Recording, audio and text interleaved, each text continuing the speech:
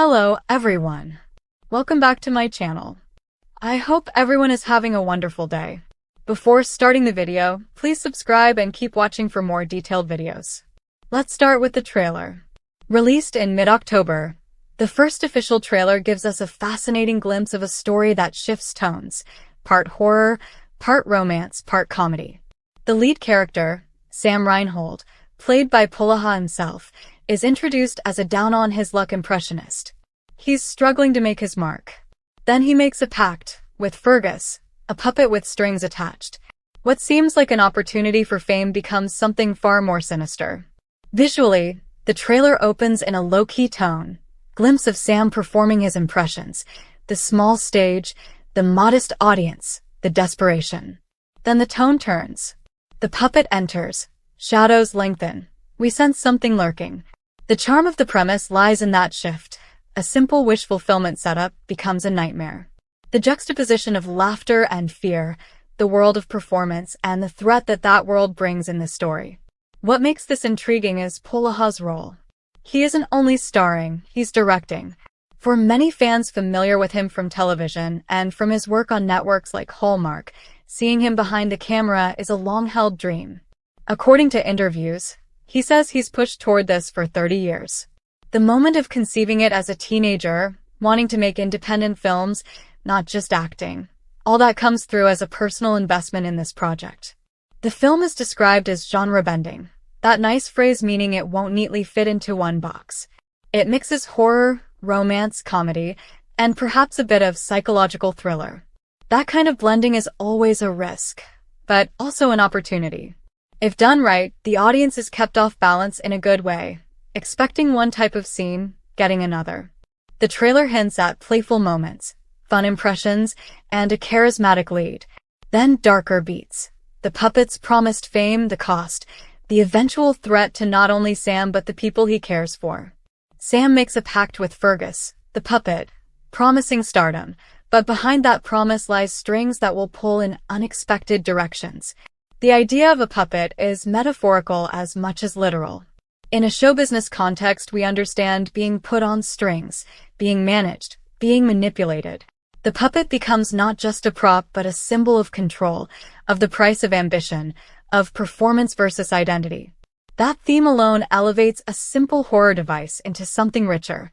In reading about the production, Polaha filmed the movie over 15 days in his hometown of Reno, Nevada during summer 2024. That quick schedule suggests a lean, independent production. There's often an energy in films shot in compressed times. The cast and crew have to bring focus. The storytelling has to be efficient. This can yield freshness, authenticity. The hometown location also suggests intimacy, a story grounded in a place meaningful to the filmmaker rather than some generic studio set. When an actor becomes a director, especially for the first time, many questions arise. How will his actor sensibility translate to directing? Will the visual style hold up? Will the story pacing feel fresh? In Polaha's case, the fact that he wrote, developed, and shepherded this project indicates he had a vision from the start. He said that even if the film didn't make a penny, the fact it got made is a milestone he's proud of. The cast looks strong. Alongside Polaha, we have a list of recognizable names: Stephen Tobolowsky, Chris Parnell, Jesse Hutch, Jason Marsden, and Austin Basis. The inclusion of Latin country artist Mariah indicates perhaps a diverse cast and a character arc that might bring in some musical or cultural elements. With ensemble casts like this, especially in genre benders, one hopes each actor brings something distinctive rather than just fulfilling a trope.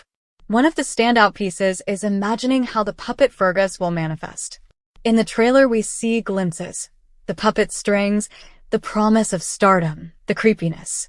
Will it be a practical puppet or CGI assisted? Will there be an element of ventriloquism, or will the puppet take on a life of its own?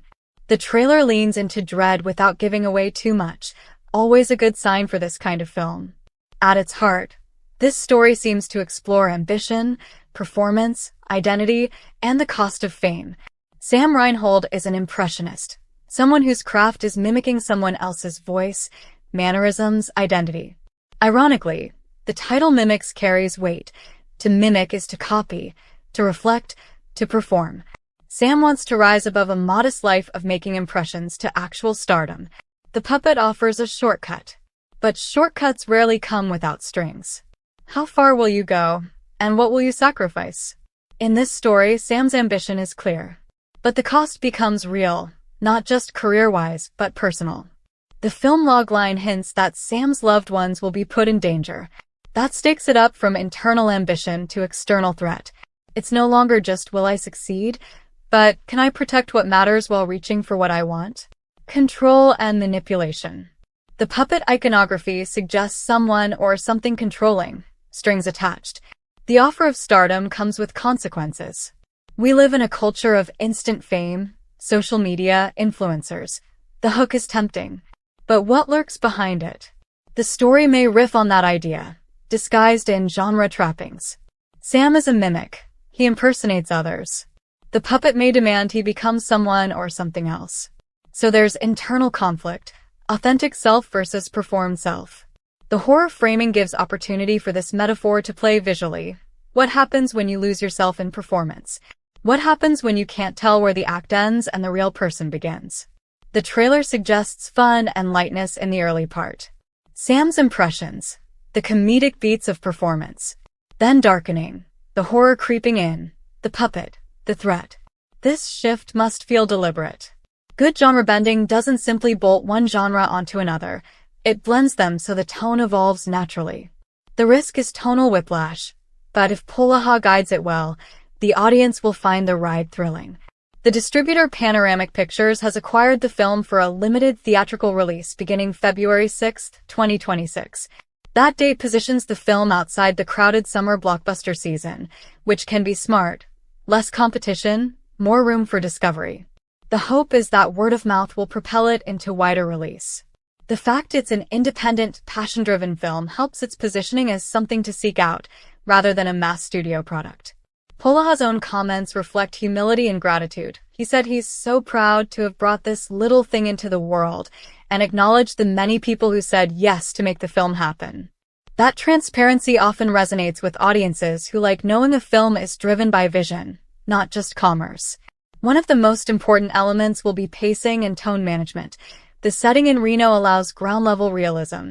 Not a glitzy metropolis, but a place with character.